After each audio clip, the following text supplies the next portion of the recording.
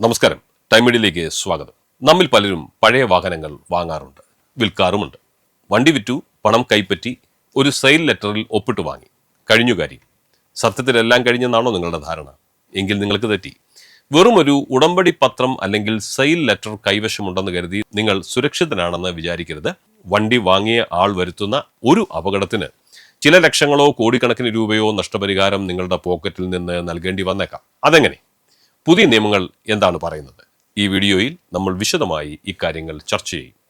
നമ്മുടെ നാട്ടിൽ വണ്ടി വിൽക്കുമ്പോൾ നോട്ടറിയെ കൊണ്ട് സാക്ഷ്യപ്പെടുത്തിയ ഒരു പത്രത്തിൽ ഒപ്പിടുന്നത് പതിവാണ്. എന്നാൽ മോട്ടോർ വാഹന നിയമം 1988 അനുസരിച്ച് ഇതിന് വലിയ വിലയൊന്നുമില്ല. നിയമത്തിന്റെ കണ്ണിൽ വാഹനത്തിന്റെ ഉടമസ്ഥൻ ആര് എന്ന് ചോദിച്ചാൽ ആ വാഹനത്തിന്റെ RC ബുക്കിൽ ആരുടെ പേരാണോ ഉള്ളത് അയാൾ മാത്രമാണ് ഉടമസ്ഥൻ. ഇതിനെയാണ് മോട്ടോർ വാഹന നിയമത്തിലെ സെക്ഷൻ 230 വ്യക്തമാക്കുന്നത്. നിങ്ങൾ വണ്ടി വിറ്റു എന്ന് സിവിൽ കോടതിയിൽ തെളിയിക്കാൻ ഈ സെയിൽ ലെറ്റർ സഹായിച്ചേക്കാം. പക്ഷേ പോലീസ് കേസിനോ ക്ലെയിം ട്രിബ്യൂണലിനോ മുമ്പിൽ ഇത് ശരിയായൊരു മതിയായ രേഖയല്ല. രജിസ്റ്റർ ചെയ്ത ഉടമയുടെ ബാധ്യതയെക്കുറിച്ച് സുപ്രീം കോടതിയുടെ 2 പ്രധാന വിധികൾ നമ്മൾ അറിഞ്ഞിരിക്കണം. ഒന്ന്, 2018 നവീൻ കുമാർ കേസ്. വണ്ടി 10 പേർക്ക് വിറ്റാലും RCയിൽ പേരുള്ള ആൾ തന്നെ നഷ്ടപരിഹാരം നൽകണമെന്നാണ് ഇതിൽ വ്യക്തമായി പറയുന്നത്. എന്നാൽ ഇതിനേക്കാൾ ഗൗരവകരമാണ് 2025 ഓഗസ്റ്റിൽ വന്ന ബ്രിഡ് ബിഹാരി ഗുപ്ത വേഴ്സസ് മൻമീത് കേസ്.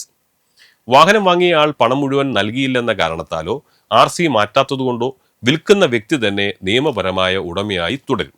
അപകടം നടന്നാൽ ഇൻഷുറൻസ് കമ്പനികൾ പലപ്പോഴും ഒഴിഞ്ഞു മാറാൻ ശ്രമിക്കും. അപ്പോൾ ഉത്തരവാദിത്വം പഴയ ഉടമയുടെ തലയിലാവും. നിങ്ങൾ വണ്ടി വിറ്റതാണെന്ന് എത്ര വാദിച്ചാലും രേഖകളിൽ മാറ്റം വരാത്തിടത്തോളം കാലം നിങ്ങൾ കുടുങ്ങും. ഇനി അപകടം മാത്രമല്ല പ്രശ്നം, നിങ്ങൾ വിറ്റ വണ്ടി കൊണ്ട് എന്തെങ്കിലും കുറ്റകൃത്യങ്ങൾ നടന്നാലോ? ഉദാഹരണത്തിന് ലഹരിക്കടത്തോ മോഷ്ടിച്ച വണ്ടി കൊണ്ടുള്ള അപകടമോ ഉണ്ടായാൽ പോലീസ് ആദ്യം തേടിയെത്തുക RCയിലുള്ള വിലാസക്കാരനെയാണ്. ഇവിടെയാണ് സൂപ്പർദാരി എന്ന നിയമം വരുന്നത്.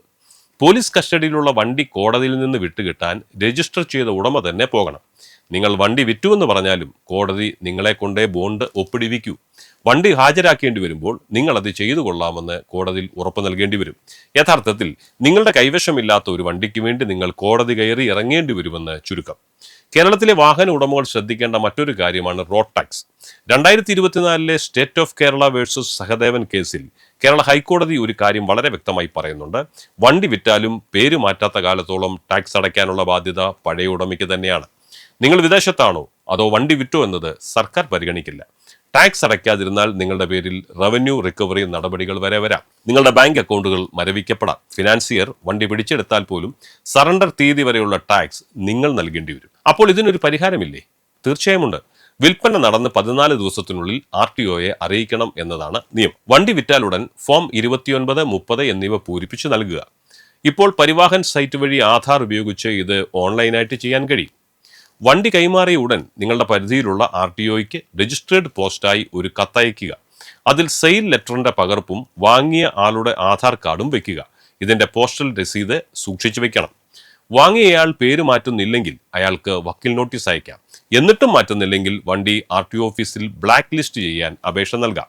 നിങ്ങളുടെ ഇൻഷുറൻസ് കമ്പനിയെ ഈ വാഹന വിൽപ്പനയെക്കുറിച്ച് രേഖാമൂലം നിങ്ങൾ അറിയിച്ചിരിക്കണം. അപ്പോൾ സുഹൃത്തുക്കളെ, വണ്ടി വിൽക്കുമ്പോൾ കിട്ടുന്ന കുറച്ച് പണത്തേക്കാൾ വലുതാണ് നിങ്ങളുടെ മനസ്സമാധാനം. അതുകൊണ്ട് വെറും ഒരു പേപ്പറിൽ വിശ്വസിക്കാതെ ഉടമസ്ഥാവകാശം RC ബുക്കിൽ മാറ്റിയെന്ന് ഉറപ്പുവരുത്തുക.